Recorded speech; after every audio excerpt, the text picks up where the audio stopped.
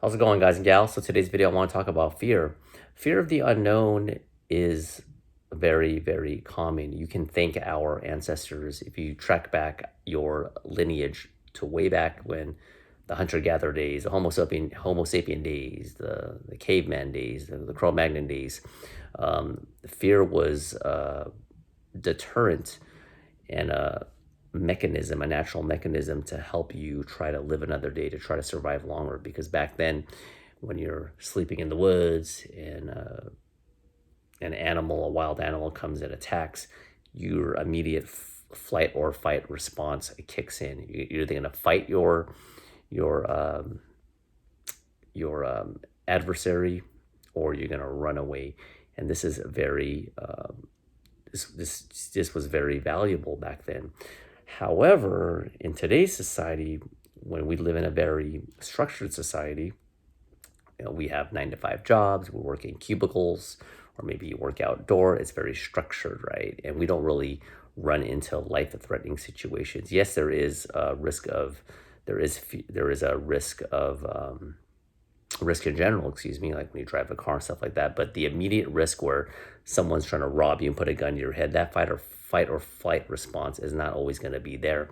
So, that mechanism that was once valuable way back in the days can actually be detrimental and wreak havoc if you allow it to dominate your life and if you allow the fear to dictate your every move. That's where it can be a problem. I just want to do this video because I want to acknowledge and tell you guys and gals that I think if you have some fear, that's actually a good sign. It means that you care.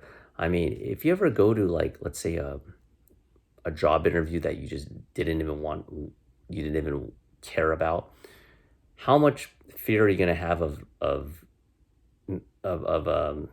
doing really bad at the interview? You're not ever really going to care, right? Or if you're a slacker in high school and you have a test and you just don't even care, you're just like, you're already mentally checked out.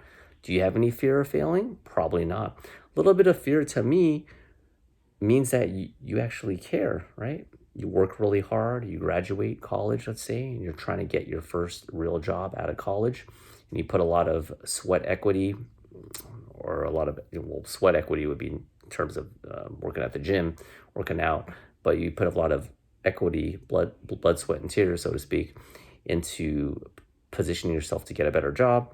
So there's a lot on the line, and a little bit of fear, it means that you actually care. Excuse me. As long as you utilize that fear and you don't allow it to control you, I think it can be a good thing. I think some of the top athletes, the Tom Brady's, the Michael Jordan, the Joe Montanas, the Kobe Bryant's, rest in peace, Steph Curry, Wayne Gretzky, you catch what I'm saying? I have a hard time believing that they have no fear when they have to hit a game-winning shot. They're extremely confident in their ability, right? Steph Curry is very confident because he's practiced thousands upon thousands of hours. But the outcome, no matter how good you are, is never 100%. So, do you think they have a little bit of their heart racing? Absolutely. I can't speak for them, but I mean, we're all human, but they still perform.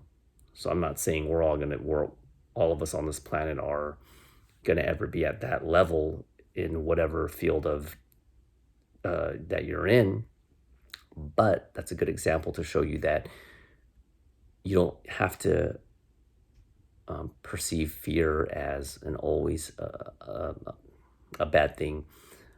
If you're prepared, you know what you're doing. It's kind of like when they say when you do like an oral presentation, I think public speaking is the number one fear. Well, I don't know about now, but last time I checked, public speaking is the number one fear.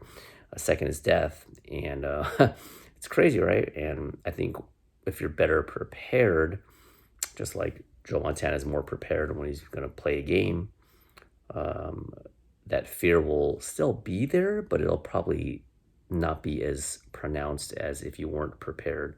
Real quick before I depart, just from a personal experience, I like to use real life experiences. When I would have a wrestling match, I mean, that's just mano a mano, right? I would be nervous, absolutely. But I did notice that, let's say at a wrestling tournament in which you wrestle, you know, 2, 3, 4, 5, up to 5 times a day. It's usually that first match, and once you get it out of the way, you get the butterflies are still there, but I kind of feel like the confidence is kind of taking over the fear. You know, you still have that fear, but you don't allow it to dictate your entire life. And this applies to everything in life. Whenever, like for me at work, if there's a special case that's a little bit more complicated, yeah, you know, you have a little bit, I wouldn't say doubt, but you just want to, you know, you have a little bit of, whenever you, or for instance, if you have to learn a new trade or there's something on the line, there's a little bit of fear of the unknown. Very, very common. Don't think that other people don't experience this just because they may not show it. A lot of people have doubt, but like I said before I depart, the main difference is the the winners don't allow it to dictate and wreak havoc on their life. That's my time. Thanks for watching. Hopefully you got something out of that, and I'll talk to you next video. Bye.